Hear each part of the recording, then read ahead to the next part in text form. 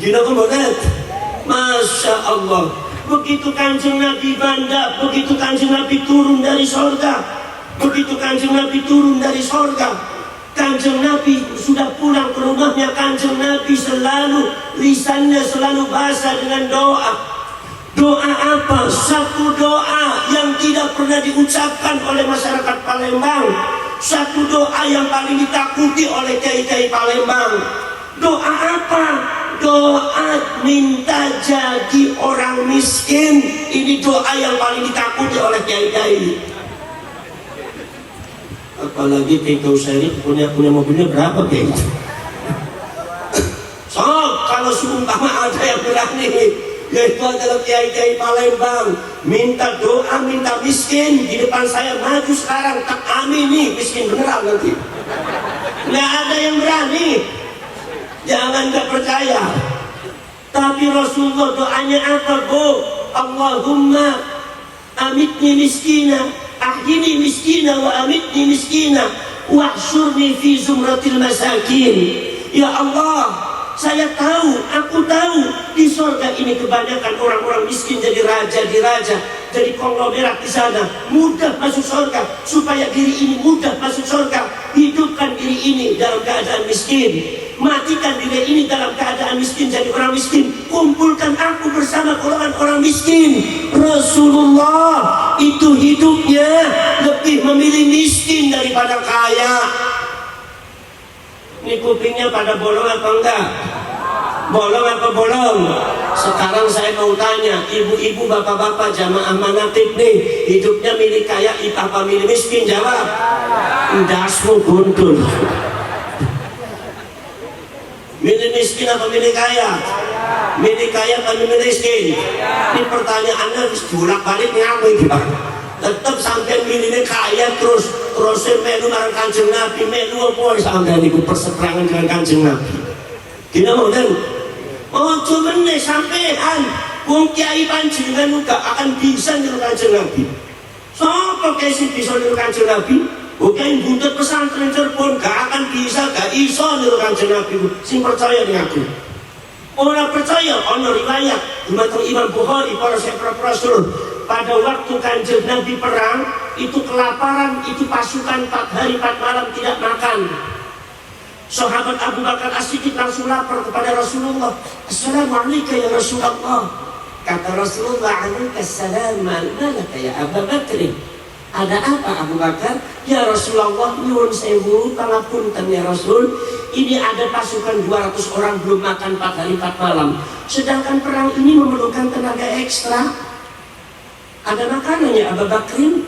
Tidak ada ya Rasul, cuma hanya 1 nampan saja, nggak bakal mencukupi. Ada 1 nampan? Iya ada ya Rasulullah. Kata Rasulullah mengatakan, ya Abu Bakrin nggak ada, ya Abu Bakrin di bawah sini. Nampannya di bawah, nasi dengan lauknya di bawah. Mangga ya Rasulullah. Disodorkan di depan Rasulullah. Rasulullah menempelkan tangannya yang sangat mulia di atas nasi, di atas lauknya. Bismillahirrahmanirrahim. Kemudian Rasulullah mengatakan, kulu. Ayo pada makan. 200 orang pasukan antri makan kenyang semua. Kemudian Rasulullah mengatakan, ya Abu Bakrin kul, wa ya Umar kul, wa ya Abdurrahman kul, ayo makan kopi, bisa makan semuanya. Begitu makan masih ada sisanya kemudian dimakan oleh baginda Rasulullah SAW. Itu tangannya Rasulullah kalau megang nasi dengan lauknya, nasi lauknya enggak habis-habis, malah tambah banyak. Kira-kira kiai Palembang ada tidak yang bisa kayak gitu? Udah jawab yang jujur. Yang jujur aja, kenapa kayak Kuseri sampai nyembelih 2 sapi itu kan berarti habis semua itu tangan apa itu ya? Betul. Ayo sob, saya tanya sama jujur, kalau seumpama kiai sampean tangannya pegang nasi dengan lauknya, itu nasi lauknya tambah banyak atau tambah habis? Ayo jawab. Ya habis semua, bekakan ayamnya aja hilang dibawa sama kiai. Saya bawa kebagian. Jadi untuk niru Kanjeng Nabi susah. Makanya kalau konsepnya Imam Ghazali, Al-Imam Abu Hamid Muhammad bin Ahmad Al-Ghazali Al-Tusi, Al-Mahabbah, yang namanya cinta itu ada 2, yaitu Al-Mahabbah bil ittiba', cinta dengan mengikuti, dengan meniru, dengan mencontoh. Itu tidak mungkin kita lakukan karena Rasulullah itu manusia yang sangat luar biasa.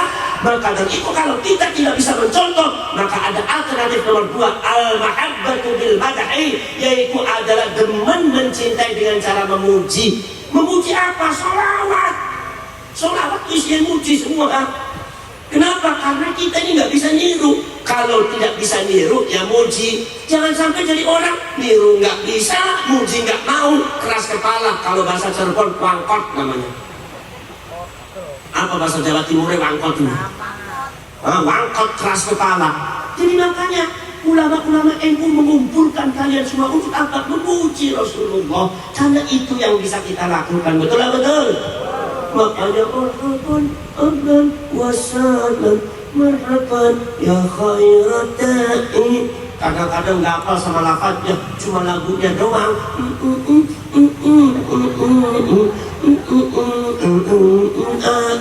Nggak apa-apa, yang penting akhirnya kompak. Betul lah, betul. Nah itu jadi, dan baca sholawat itu saudara-saudara sekalian, walaupun tarafnya taraf cinta, itu tidak harus ngerti. Kenapa sih kalau kita baca sholawat juga harus ngerti? Karena baca Quran aja tidak harus ngerti. Apakah orang baca Quran harus ngerti? Enggak, kata siapa? Kalau ada intelektual mengatakan baca Quran harus ngerti, itu bukan intelektual, intelektual namanya. Betul, betul. Jadi bukan intelektual, baca Quran nggak harus ngerti. Rasulullah mengatakan kepada sahabat Abu Dzar Al-Ghifari, ya Aba Dzarrin iqra'il Qur'ana tafham wa la tafham. Wahai Abu Dzar, bacalah Al-Quran, ngerti nggak ngerti artinya.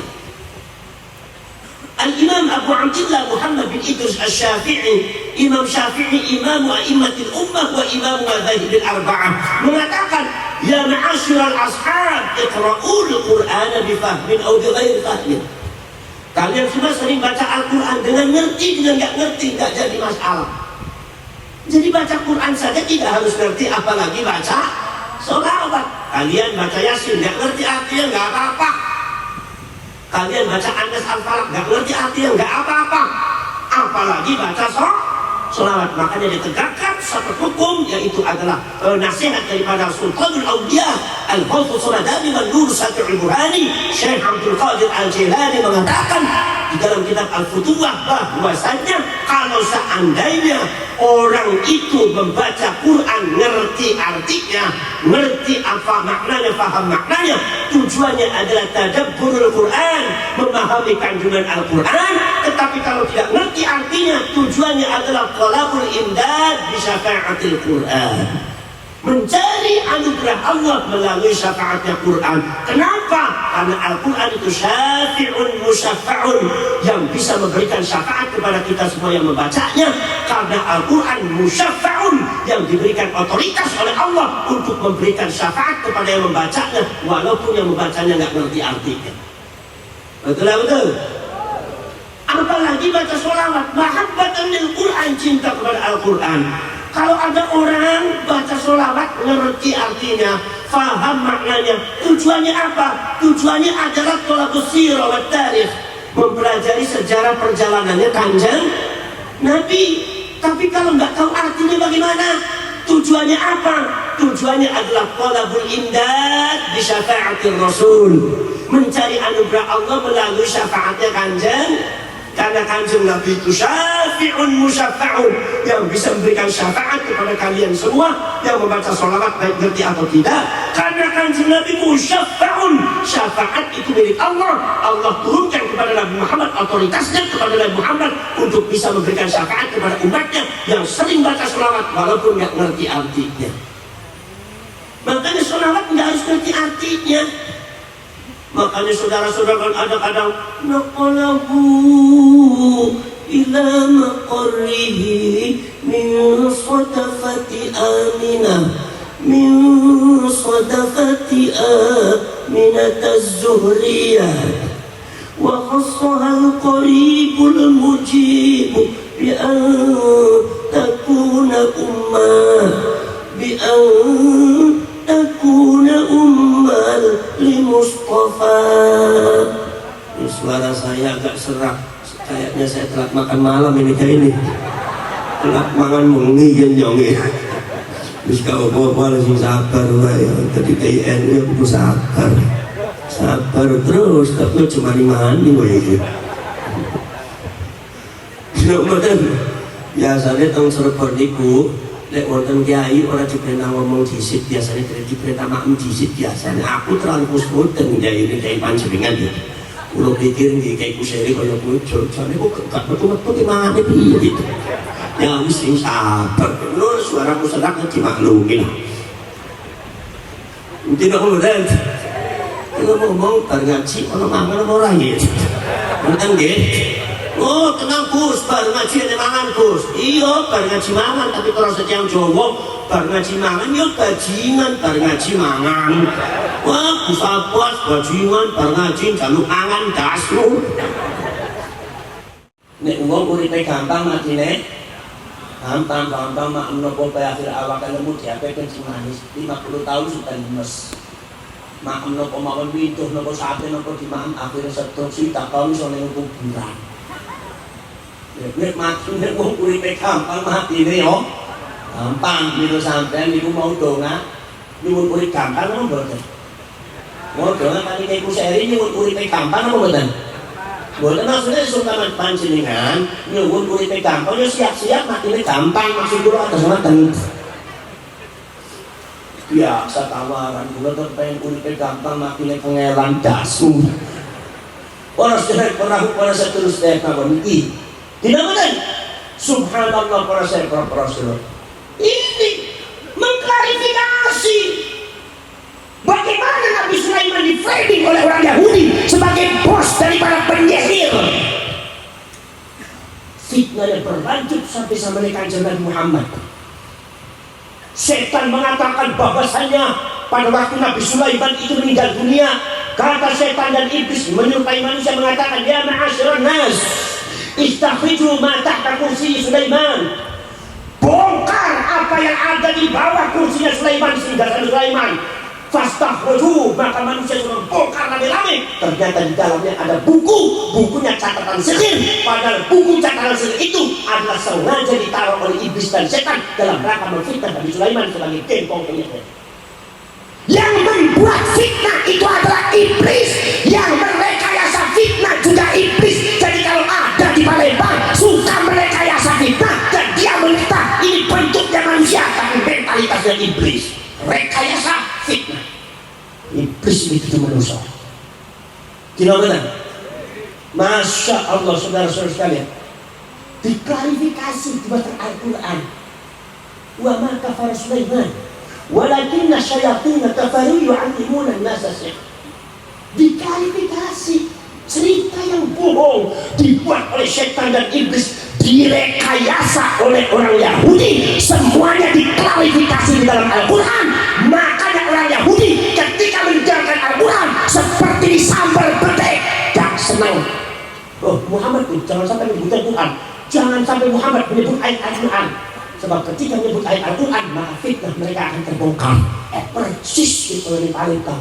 Ustaz pas aja ngomong ayat-ayat nasab, jangan ikut ayat nasab, jangan bicara nasab, takut terbongkar. Ini yang Yahudi.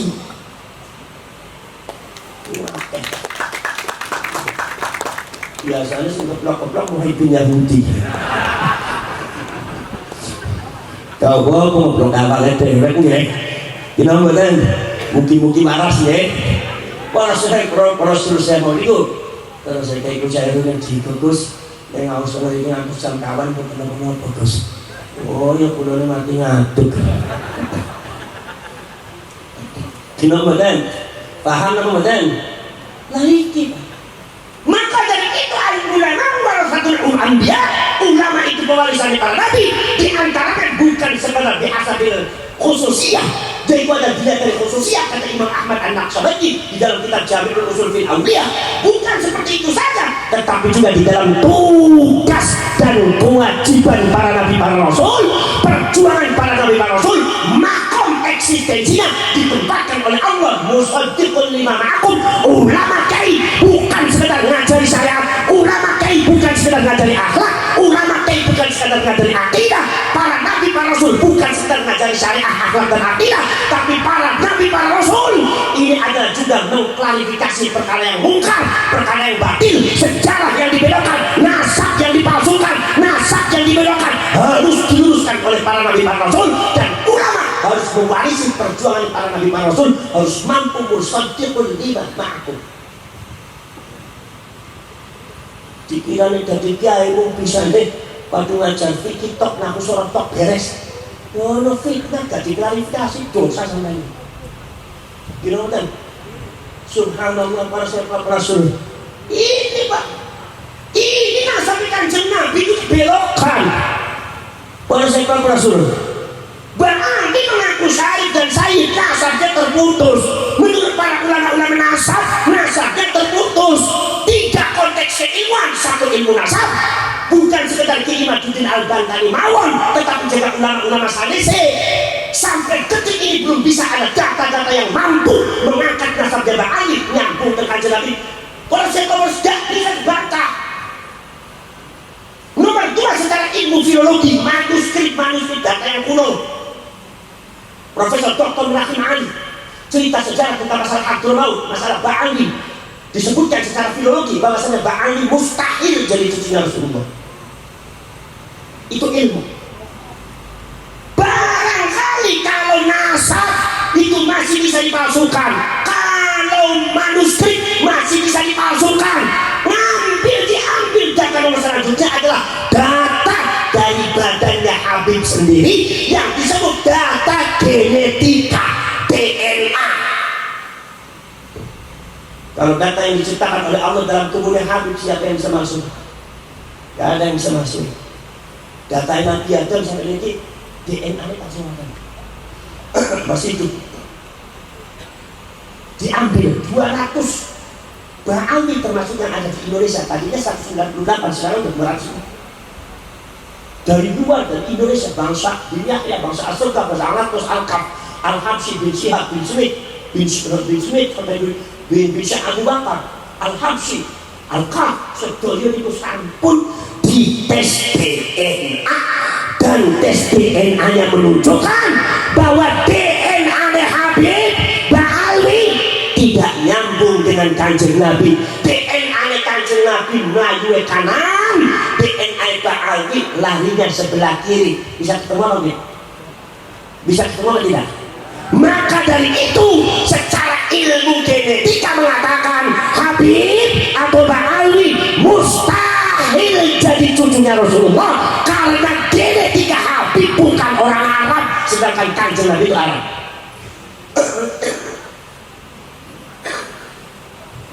Genetika kesimpulannya sesuai dengan data sejarah bahwa Ba'ali itu asalnya dari Hadramaut, tapi bukan asli Hadramaut. Di Hadramaut itu komunitas Yahudi. Dulu waktu masih belum masuk Islam, pengen kawin dengan orang Yaman dilarang. Orang Yamannya nggak pada mau. Kenapa? Karena Yahudi. Begitu masuk Islam, maka kawinlah dengan orang Yahudi, kawinlah orang Hadramaut itu dengan orang Yaman. Hidup bersama dengan orang Yaman, mengadakan pergolakan di Yaman.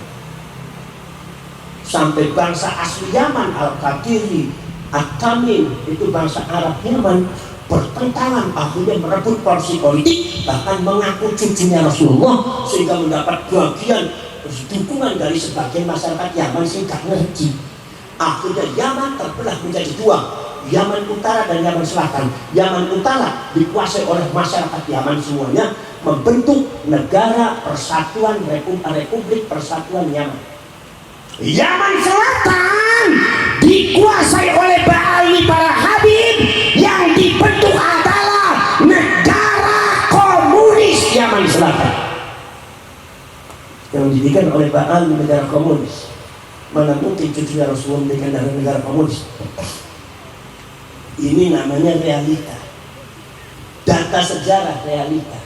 Jadi kalau KNU masih tidak mau mengikuti data secara realita, berarti ente NU tapi baru FPI, NU tapi tampang HTI, nggak mau melihat realita ini. Maka di sana sekjen daripada Partai Komunis Sosialis Yaman Selatan sekjennya adalah Al-Habib Abdurrahman As-Sagaf.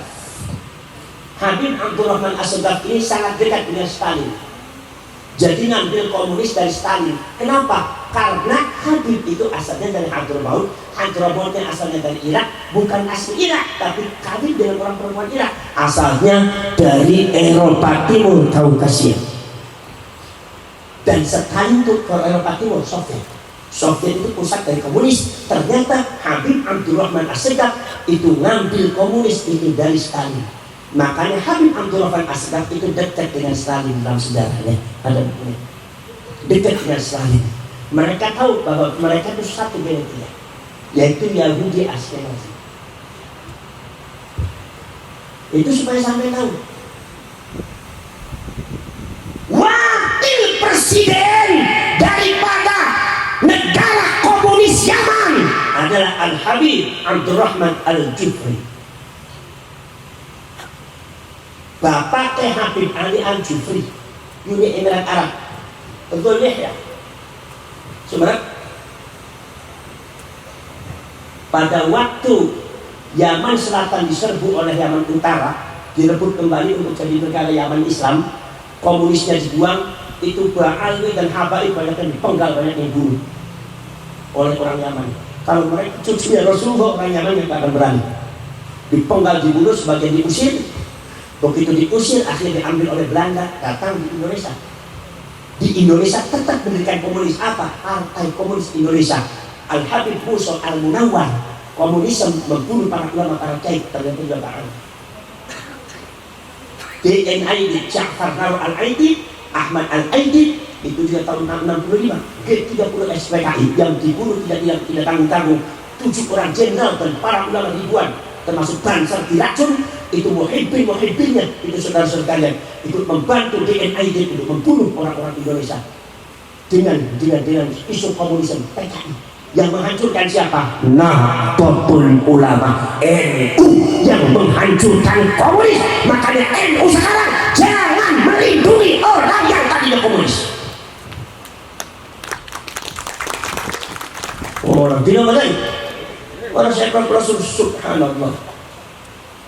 Di Kalimantan, Muhammad Fahur Barakbah, itu yang Habib bangun.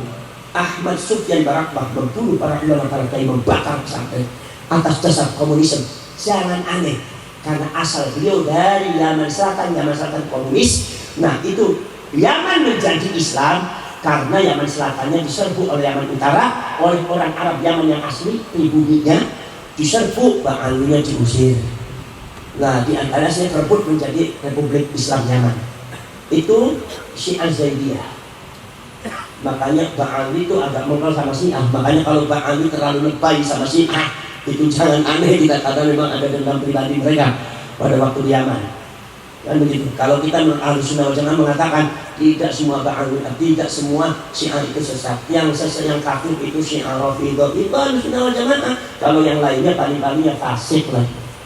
Itu Ahlussunnah wal Jamaah seperti itu semua. Kalau Ba'alwi seluruh Syiah itu sesat. Padahal dia sendiri adalah Syiah Ismailiyah. Jadi analisanya analisa dendam pribadi, bukan analisa ilmiah agama. Betul? Betul? Saudara-saudara.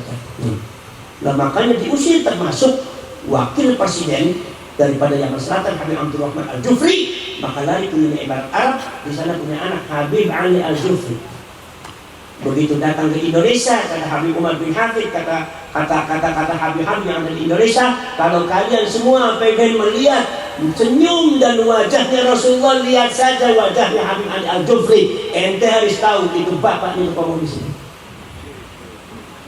Kalau nggak dibuka, ente nggak melek-melek, ente kesel, kata aku namanya imam orang, nulut orang sampai melek-melek.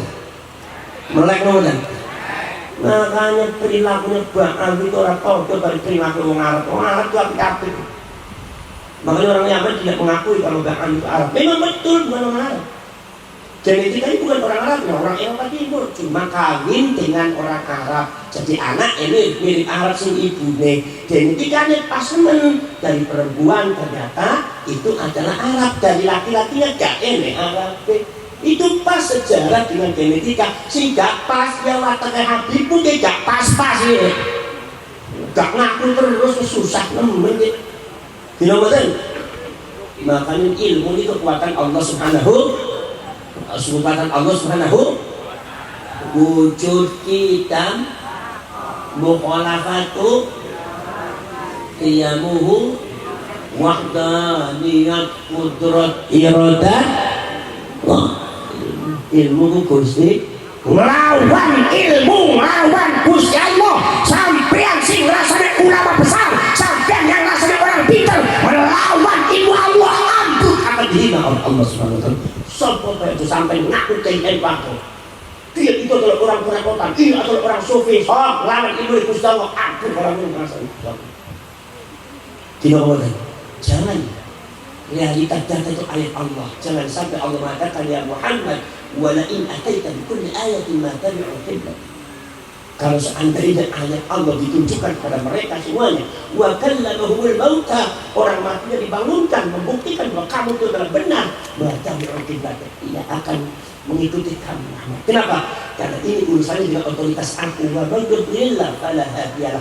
Aku iskerso nyasar ke tiang, tidak ada satu pun yang akan bisa memberikan petunjuk. Na'udzubillah min.